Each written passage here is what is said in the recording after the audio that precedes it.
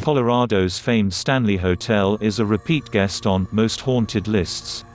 The Estes Park Hotel, most definitely worthy of a day trip from Denver, has also hosted its fair share of paranormal investigators from shows like the Travel Channel's Ghost Hunters and Sci-Fi's Ghost Adventures.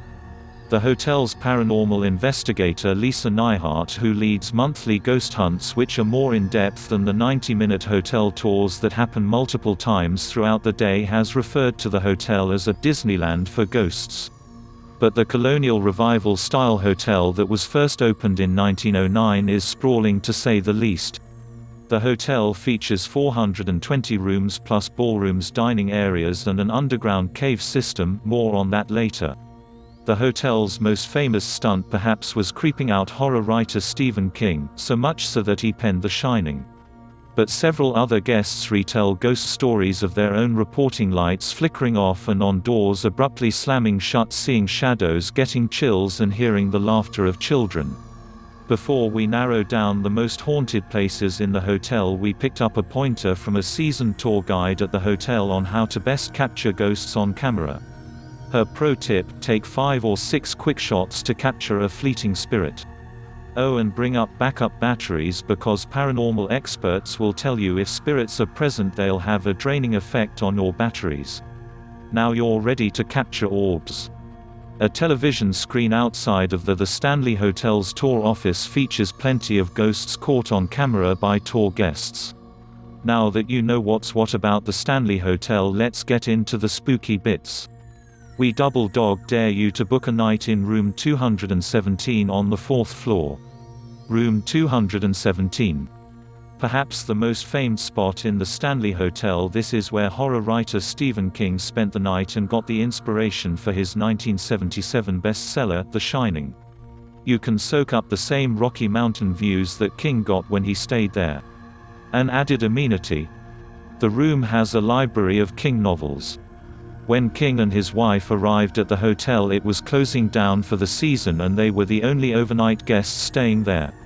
They ate dinner in an empty dining room while pre-recorded orchestra music played before retreating to their room on the spacious and eerily empty 2nd floor. King woke up that night to a terrifying dream about his 3-year-old son being chased through the corridors and screaming. King jerked out of bed realizing it was a dream. He lit a cigarette on the balcony and the plot for his now famous book shaped up.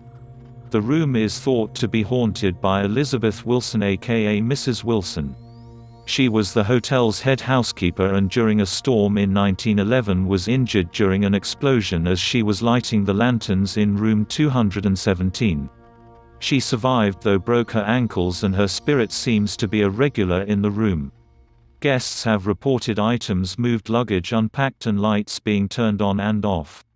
Oh, and Mrs. Wilson is old-fashioned. She doesn't like it when unmarried guests shack up together, so some couples have reported feeling a cold force come between them. One of the biggest myths about the room is that it's never available. Not true. You can actually book it and stay there if you dare. The Vortex. From an architectural standpoint, the staircase between floors in the hotel's main guesthouse is a stunner. But the area has also been dubbed the Vortex, a natural spiral of energy. It's also known as the rapid transit system for ghosts that are known to haunt the hotel. The concert hall. There's a lot of paranormal hubbub said to be happening in this famed concert hall. Paul, one of the well-known ghosts haunting the Stanley, was a jack of all trades around the hotel. Among his duties, enforcing an 11 p.m. curfew at the hotel, which could be why guests and workers hear "get out" being uttered late at night. The area is also a favorite spot for hotel founder Flora Stanley's ghost to play the piano. A few of Paul's antics: a construction worker reported he felt Paul nudge him while he was sanding the floors, and tour groups on the Stanley Ghost Tour have reported he flickered a flashlight for them. Another ghost known to wander about Concert Hall is Lucy, who quite possibly was a runaway or homeless woman who found refuge in the hall. She entertains the requests of ghost hunters, often communicating with them with flashing lights. Stanley historians, however, aren't quite sure about her pre-death connection to the hotel. Room 401. More than a century ago, the entire fourth floor was a cavernous attic. It's where female employees' children and nannies stayed. Now today's guests will report hearing children running around laughing, giggling and playing.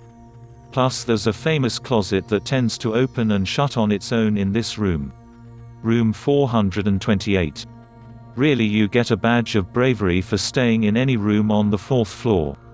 But bonus points if you can book room 428. Guests have reported hearing footsteps above them and furniture moving about. But that's actually physically impossible given the slope of the roof, tour guides say. The real haunt in this room though is a friendly cowboy who appears at the corner of the bed. Grand staircase. From antique mirrors and portraits there's plenty to distract the eye on the grand staircase at the Stanley. But it could also be a popular passageway for the hotel's resident ghosts. In 2016, a visitor from Houston snapped some photos on the grand staircase and upon returning home and reviewing them spotted an apparatus at the top of the staircase. The thing is, he doesn't remember anybody else being on the staircase at the time he was taking the photographs. The ghostly image of a woman is at the top of the stairs. Underground caves. If you go on the 75-minute night spirit tour at the Stanley, you don't have to be a hotel guest to get in on it, but you should book in advance. Your tour will come to an eerie halt at the end with a visit to the underground cave system. Workers moved about the hotel through the caves in the early days, so it makes sense this is a popular haunt. Skeptics will pass off the haunts as breezes from the historic piping and ventilation systems.